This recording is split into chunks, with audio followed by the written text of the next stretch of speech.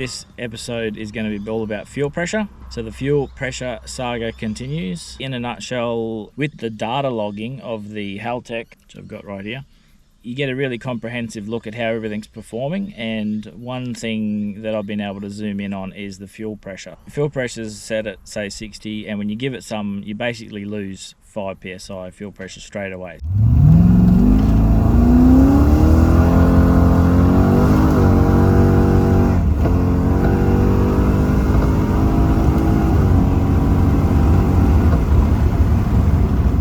So I've got a dead-headed fuel system, which most people would have. So I've got a high-pressure fuel pump in the boot, which at the moment is a Walbro 255, a fuel pressure regulator on the outside, and then a single 3/8 fuel line all the way to the engine bay. And then that goes into one engine rail that loops back around. Then there was the second bank, and then I had the fuel pressure transmit at the end of the second bank, so right at the end of the deadhead system. Yeah, and basically since I've got the Haltech, instead of just being able to see fuel pressure on dash, you can actually log it, and you can go back and look at it all, and it's quite detailed, the info you can get out of it. So righto, so we're going to go for a bit of a drive in the car today. I've got the laptop there. I'm just going to do a little bit of testing. Just going to start him up.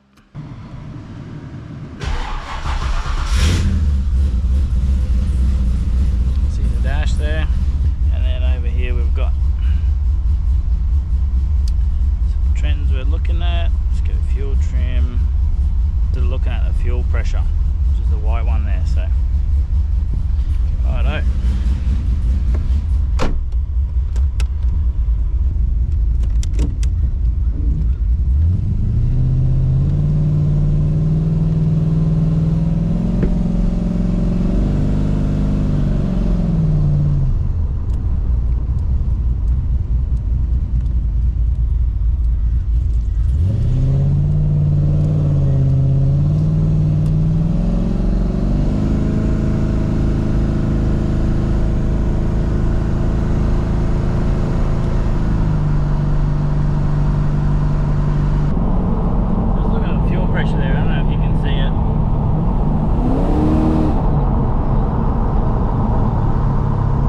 Pressure's targeting about 60 there. It's probably a little bit high at 61, but when I stab it, it drops down as about 5 psi, so as low as 55, which isn't really good for tuning. So I'm just going to take it for a drive and give it a bit of a stab, see how it goes. Drop it in a second.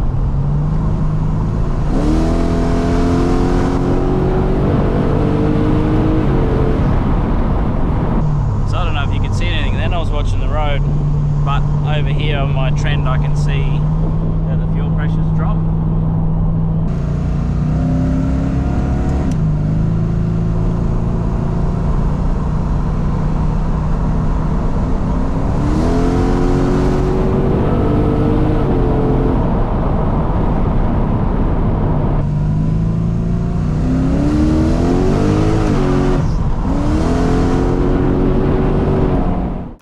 Right guys, so we've just been for a drive, as you saw, and here is the result. So we've got white line here is the fuel pressure, and we've got yellows vehicle speed, we've got orange is RPM, the pink and the green up here is the target and the actual lambda. So that's your air fuel ratio, and you can see here down on the bottom trend, basically yellow or green is the throttle position. So I'm going from, I've also got throttle position up here, 22%, coolant temp, fuel pressure there, and RPM. So a couple of tables here, but then also across the top. So you can see here I'm going, as I click through, I'm going from cruising along at 70, I've got 58, 59 psi fuel pressure. And then you can see when I'm not really on the throttle at all, it's sitting around 60, 61. And then I come over here and stab it. So I'm 100% throttle there, and straight away you can see fuel pressure has dropped off to 60 psi. And then as a result of the fuel pressure bouncing around, so it was as low as sort of 53, as high as sort of 59 as you click through there, but it's basically, it's noisy and it shouldn't be like that. It's hard to do any fuel tuning. As you can see, the AFRs up there are bouncing around as well, so you're not going to be able to tune anything properly with your fuel pressure jumping around like that. So blue trend down here is the injector duty cycle. So you can see there, when I first, with the original Haltech map, it was running pretty rich, so I have leaned that out a little bit. As a result, we're at about 80% injector cycle there at 6,200, so not too bad, a lot less than what we were.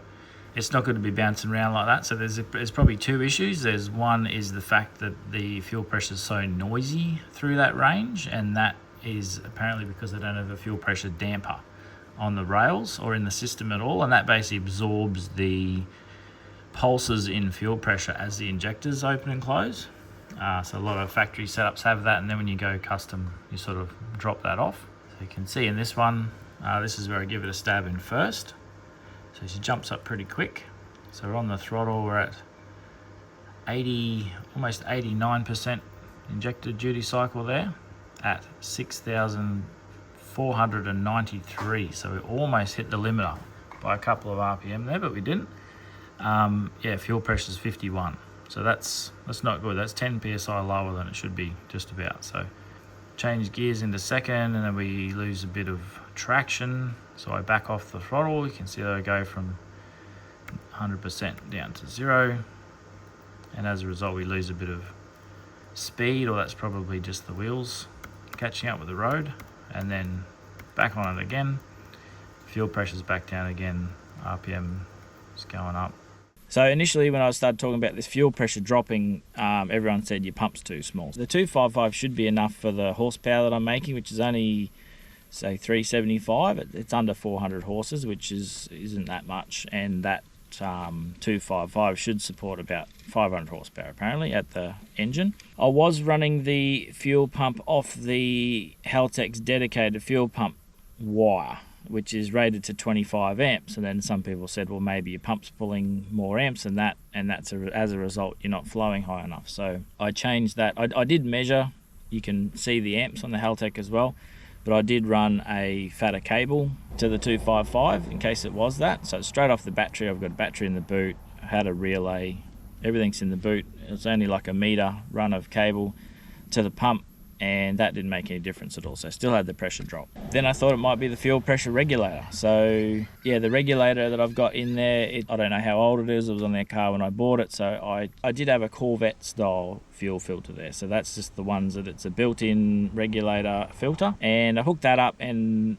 I don't know if it's because I just bought a cheaper one, but the fuel pressure was 72 psi. So I think factory LS1 fuel pressure is supposed to be 58, 59 psi. So, and this was reading 72, so that was no good. Yeah, so then I tried a new fuel pressure regulator, just an Aeroflow one, and yeah, the results were exactly the same, still had the fuel pressure drop. Then I thought it could be the little fuel filter that I've got in the engine bay. So I pulled that apart, the little screen was in there, pulled the screen out, gave that a clean, there wasn't much in there. I even went for a run with no screen at all, so just the zero screen in there, issue was the same. So basically landing on the fact that the pump's too small, so we're going back there. So another issue which could be part of this problem is this stallie that I've got. It's supposed to be a 3,500 to 4,000 RPM stallie, ended up being more like a 5.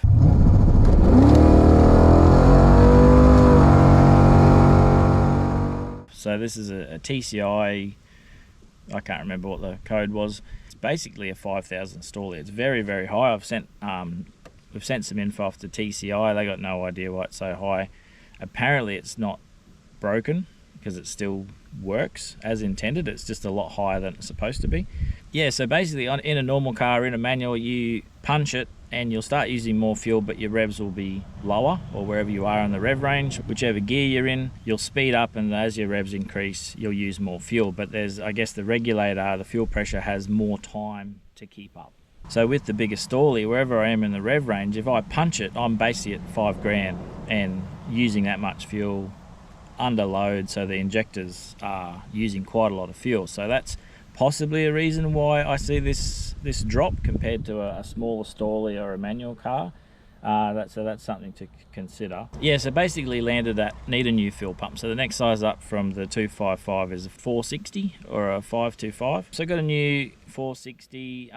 When I pulled the 255 out, there was a little bit of crap on the fuel filter, which I noticed that had picked up in the tank, so that could restrict flow at the end of the day. Also noticed that the heat shrink that I'd put on had failed on the soldered cable, so I used a different type of heat shrink when I wired up the 460. I also offset the soldered joins just in case they weren't able to bridge out on each other.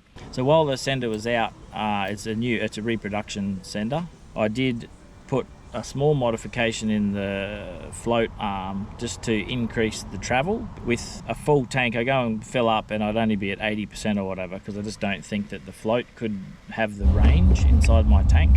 And also when I get to about 30%, I'm running out of fuel and the swirl pot's not filling quick enough. So there's that issue as well. So I did put a little bend in that, hoping to achieve some more travel in the range of resistance on the level transmitter. So the 460 fuel pump is wider at the bottom, so I did have to modify the hanger to reduce the overall diameter so it'd fit through the hole in the fuel tank itself.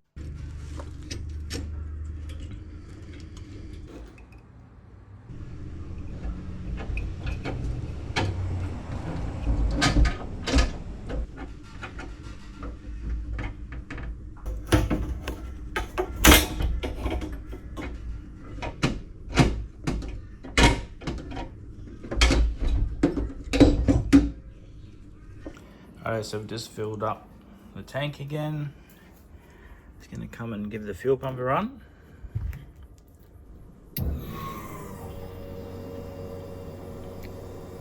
Sounds like it's running.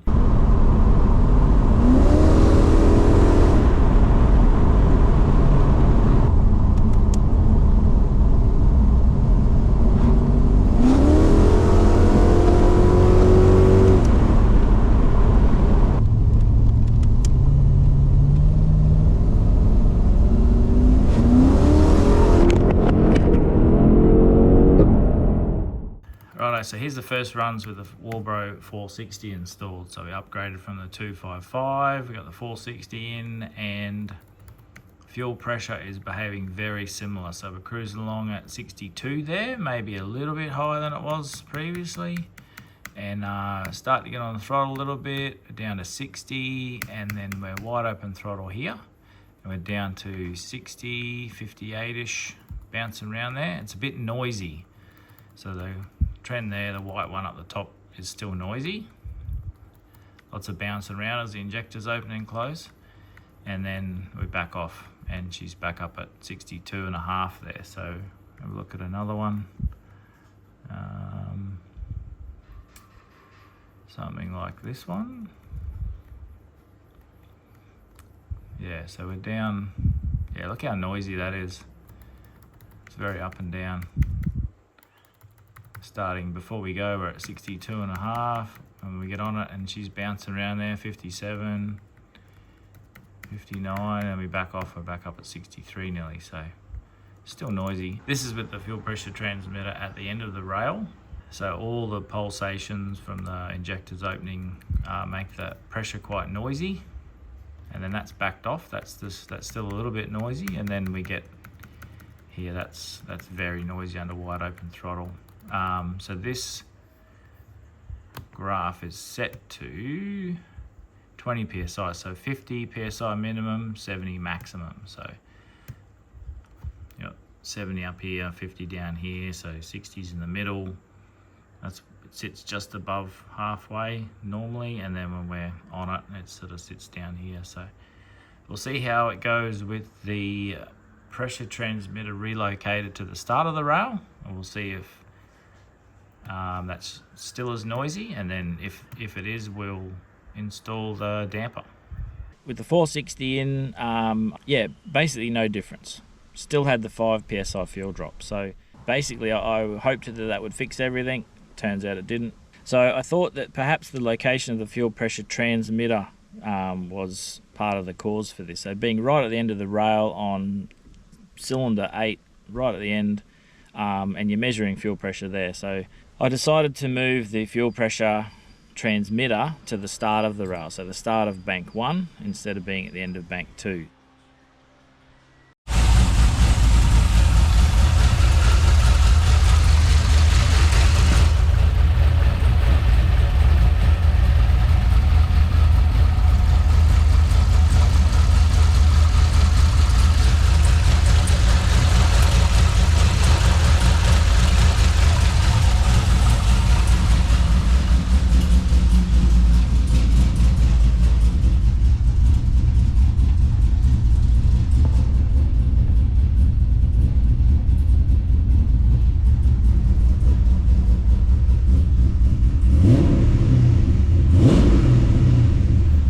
this log is with the fuel pressure transmitter before the fuel rail, as we just saw, the install.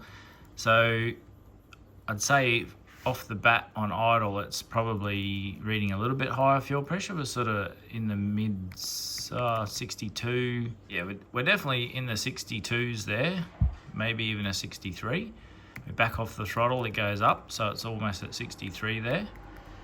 And then you can see at the bottom trend there, we're just coming on the throttle there now. So we're on the throttle, we're wide open throttle, and we drop from 63 just about at idle. We drop down, we're at almost 63 at idle there, coming down 61, 60, 57, hanging around 58 there, and then when we get off the throttle, we're back up to 60, 62. So exactly the same, almost identical fuel pressure drop by having the fuel pressure transmitter at the start of the rail versus at the end of the rail. And as you can see, we still got that wobble there while we're on it, wide open throttle, that noise, although it's not as bad. If you look at another trend somewhere here, what have we got? Yeah, so wide open throttle, sitting at 64 k's an hour, 3000 RPM in second gear, and we punch it. Yeah, we go from 62 down to 58, pretty much bouncing around 58 PSI there. We're at 5,300, coming up to 5.6, and then we back off, we're back at 62, 63. This one's interesting because we're cruising along about 50 k's an hour, second gear. We get on it,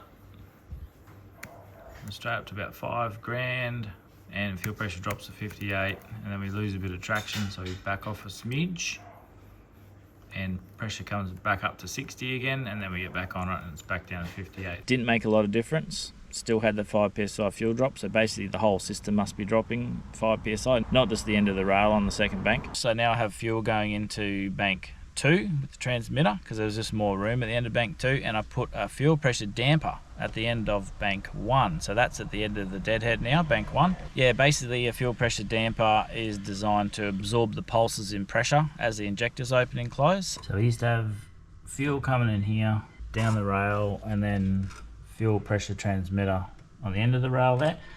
Now we've got fuel coming in this side, pressure transmitter at the beginning of the rail, still a dead end, and then we've got a fuel damper at the end there. Righto, this is a run with the fuel pressure damper installed at idle. As you're looking at the white one here, now I have zoomed in a little bit more on this to what I was the last couple of times, so it does look a little bit flatter, but it's definitely more consistent at fuel pressure. So sitting almost at 63 at idle. Right, so we give it a boot full in first. You can see the throttle positions coming up there. Yeah, so straight away, road speed starts to increase and fuel pressure is dropping. So we're at 57 there already. So back here we're at 63 pretty much. Start to get on the throttle and we're at 58, 57.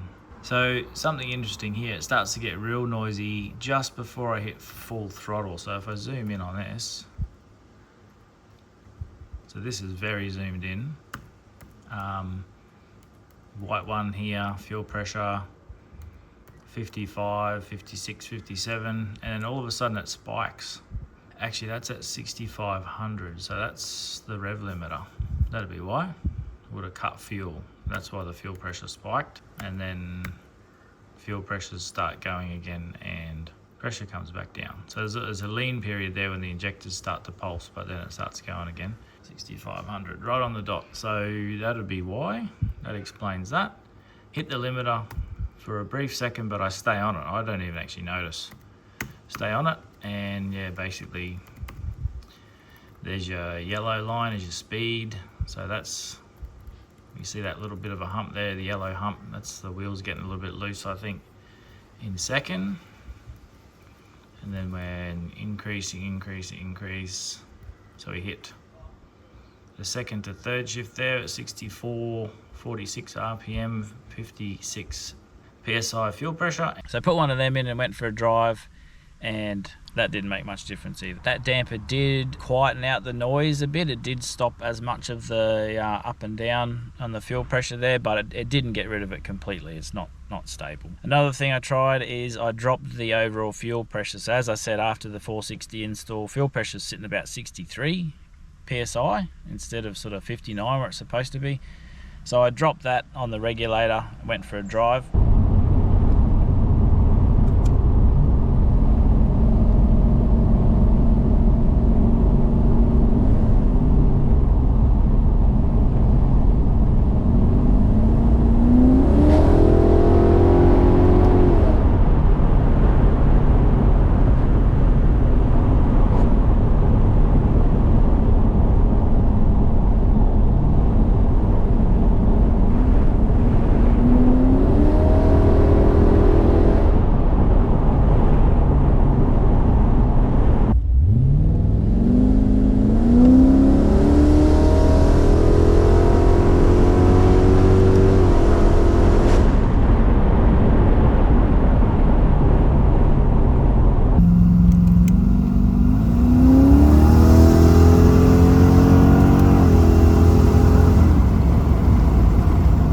So just been for a drive with the 460 and the fuel pressure set to 59 psi. You can see in the trend there that they're still getting that pressure drop exactly the same as before, and that's with the full tank of fuel, so there's no issues with the swirl pot there. I guess the consequence to running a lower fuel pressure too is the injectors don't have as much pressure supplied, so they have to stay open for longer to deliver the same amount of fuel. So I haven't looked at the trend yet, but I'm guessing that the injector duty cycle would have stepped up a little bit with the lower pressure too. So after all that stuffing around, we still have a drop in fuel pressure. So yeah, I don't know what else to do apart from upgrade the line size, go increase the line size from the 3/8 size. I guess the issue with the swirl pot running low on fuel pressure, which is what happened to me at the drags and what happens every time I get under 30% fuel tank level. Yeah, I don't know how the swirl pot in these actually fills with fuel, but I've got the return running back into the swirl pot, but I still managed to run out. So the only solution for that would be running a surge tank. So I'll probably look at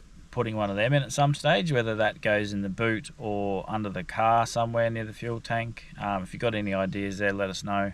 Yeah, but guys with twice as much horsepower as me still run a deadhead system, still run a similar fuel pump, same size fuel line. I've got standard LS1 injectors, so I'm definitely not, I shouldn't be exhausting this fuel pump setup. Whether that's got something to do with a really big stall, I don't know, although you'd think once you punch it, fuel pressure could drop a bit, but then the pump should regulate that pressure and it should come back up during your wide open throttle, not wait until you back off before fuel pressure comes back. Yeah, I guess thanks for watching. I hope you got a bit out of looking at those logs. So I find them very handy. I've been trying to diagnose a bit of a gearbox issue as well. Very handy looking at the vacuum pressure and the RPM and the speeds at which the gearbox changes gears and whatnot. So you can definitely get a lot out of this Haltech computer doing your own tuning and basically being able to analyze all the data coming back from those logs. So I guess I'll just keep digging into this, and if I find the issue for this fuel pressure drop, I will let you know. Have a good one.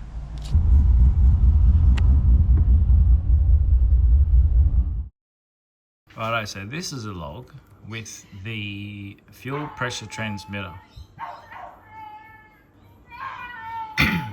Sweet baby, Jesus. Someone's murdering a dog. Road speed, kids are screaming. Right, so sake. Someone's being murdered. Oh, there's not a dog this time, it's a child.